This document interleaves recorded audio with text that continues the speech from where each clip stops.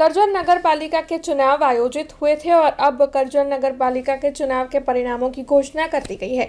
दरअसल आज मतों की गिनती की प्रक्रिया पूर्ण हुई और परिणामों की घोषणा की गई। तब 19 बैठकों पर भारतीय जनता पार्टी के उम्मीदवार विजयी रहे। 8 बैठकों पर आम आदमी पार्टी के उम्मीदवार विजयी रहे, जबकि एक बैठक पर अपक्ष के प्रत्याशी के विजय की घोषणा की गई। तब इन सभी के विजय सरघस भी निकाले गए थे, जिस दौरान शहर भाजपा अध्यक्ष डॉक्टर विजय शाह भी मौजूद रहे थे। मामलतदार कचहरी से विजेता प्रत्याशियों की विजय सरघस को निकाला गया था। वार्ड नंबर 1 में चारों बैठकों पर भारतीय जनता पार्टी का विजय हुआ, जबकि वार्ड नंबर 2 की चारों बैठकों पर भाजपा के प्रत्याशी की विजय दर्ज की गई।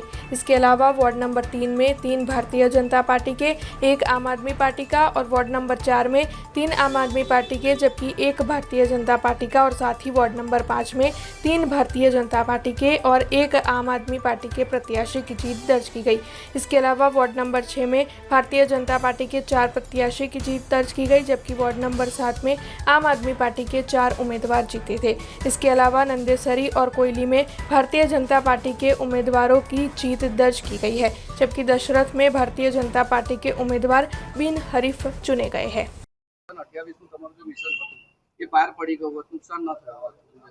भारतीय जनता पार्टीना અમારા માનનીય અધ્યક્ષ એમણે કોઈ નિવેદન કર્યું નથી। નિવેદનને ટ્વિસ્ટ કરીને લોકો સુધી મૂકવાનો પ્રયત્ન કર્યો છે। એમણે જે વાત કરી છે તે વાત બહુ સ્પષ્ટ હતી કે ભારતીય જનતા પાર્ટી કોઈ દિવસ કોઈના મકાન તોડતી જ નથી। ભારતીય જનતા પાર્ટીનું કામ છે લોકોને મકાનો આપવાના, સંગઠનનું કામ છે લોકોને જોડવાનું, તોડવાનું કામ ક્યારે ભારતીય જનતા પાર્ટીનું સંગઠન કરતા નથી।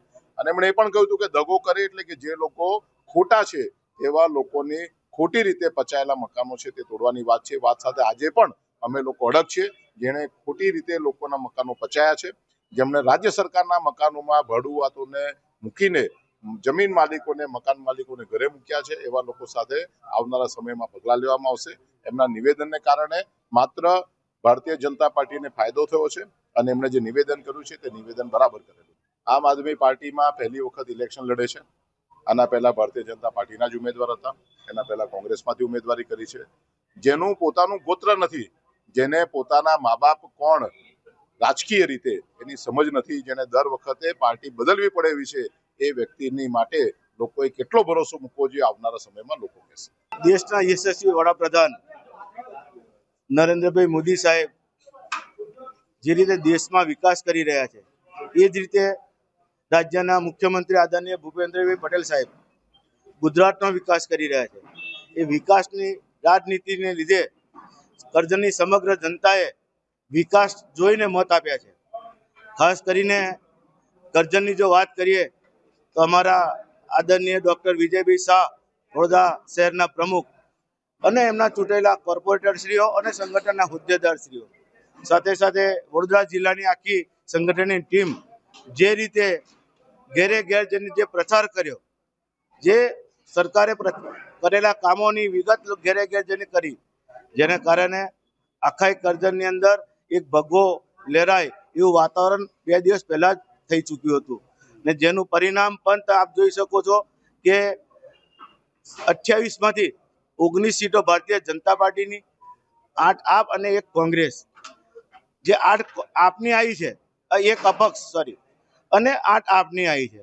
8 જે આપની આવી છે તે પણ બળવાખોર ભાજપના લોકો જીત્યા છે, જે અગાઉ કંઈક ને કંઈક જવાબદારીમાં હોવાના કારણે લોકો કંઈક ને કંઈક એની અંદર મત આપવામાં કંઈક ડાકા પડ્યા છે, જેને કારણે એ 8 જણા जीत्या છે। हमसे जुड़े रहने के लिए हमारे YouTube चैनल को सब्सक्राइब करें और नई वीडियो की नोटिफिकेशन के लिए बेल आइकॉन को दबाएं।